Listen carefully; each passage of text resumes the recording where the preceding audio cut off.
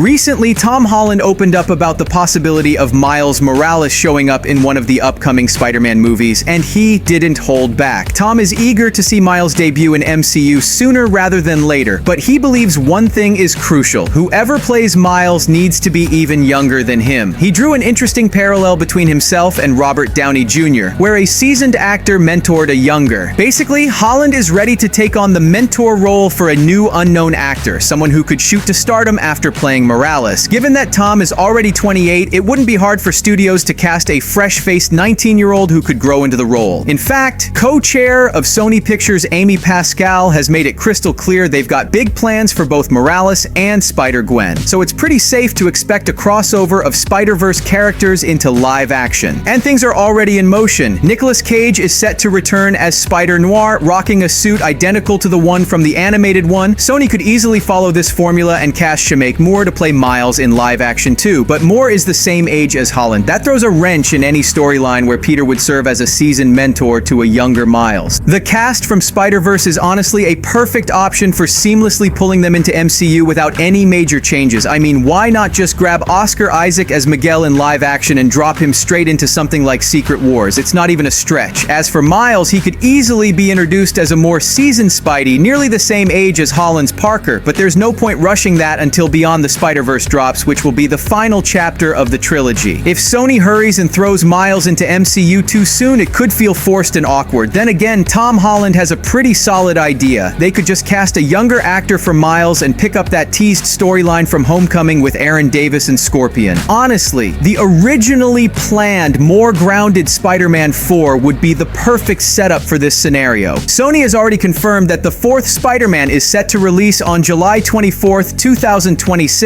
It's almost 2 months after Avengers Doomsday. This timing suggests that the events of the next Spider-Man will take place right after the first major battle with Doctor Doom for the fate of Multiverse. The film could serve as a critical link to Secret Wars. Fans have been speculating this for a while now, as it could essentially turn into another No Way Home, but with a heavier focus on a global threat, and who knows, maybe even another return of Tobey and Andrew. The studios seem dead set on continuing to play the multiverse, and in that option, introducing a new Miles Morales might just feel redundant. I'm convinced he'd end up underdeveloped, lost in the shuffle of bigger arcs. Right now, there are rumors flying that the next big bad for Spider-Man could be Null from Venom 3. Comic book fans know how massive of a villain Null is, and as the creators have teased, his arc in movies has just started. We don't have concrete info yet on Columbia Pictures' plans for Marvel characters, including Venom, but they're clearly building something big. Amy Pascal, on the other hand, seems intent on making Miles the primary Spider-Man in the Sonyverse, with him eventually facing off against the Sinister Six. And this version of Morales would be entirely different from the one we've already seen in Spider-Verse. Honestly, the producers are more likely to go this route. To be fair, Holland's Peter has a massive advantage. He's already got a huge background in MCU and can easily team up with just about any character. Imagine a crossover with Deadpool or Daredevil, or even introduce someone new like Sam Alexander and make them peers. Let's be real, MCU is already bursting at the seams with characters, and Spidey is about to be neck-deep in fighting larger threats like Doctor Doom. Meanwhile, the Sonyverse has a treasure trove of untapped storylines. I'm betting the studios will go for an origin movie about Miles, but they'll tweak certain aspects of his backstory to make it fresh. And honestly, that might not be a bad thing, letting him shine on his own rather than forcing him into an already overcrowded MCU plot. In the canon, Morales' rogues gallery and allies are quite different from the usual Spider-Man lineup, so finding villains for him isn't a problem. Insomniac's game already proved that. Sony could easily pit Aaron Taylor Johnson's Kraven against him, or even bring Venom and the symbiotes back into the mix. At this point, it's pretty obvious that neither Sony nor Marvel is prioritizing logical storytelling anymore. When they decide it's time to push out an ambitious project, they just do it, even if it leaves the plot riddled with holes and inconsistencies. But here's the thing, Miles isn't just some stand-in for Peter Parker. He's his own character with unique powers, a distinct origin, and his own lore. He doesn't replace Peter. He enhances the Spider-Man legacy. The best move would be to keep Tom Holland as MCU's main Spidey and integrate Miles into the Sonyverse, giving him a more grounded, realistic tone. His live-action debut could enrich the superhero genre overall, but only if it's done carefully and with intention. Rushing it or mishandling his introduction could undermine the impact he deserves. Miles isn't just a sidekick, he's a game changer, and his story needs to be told right. Subscribe.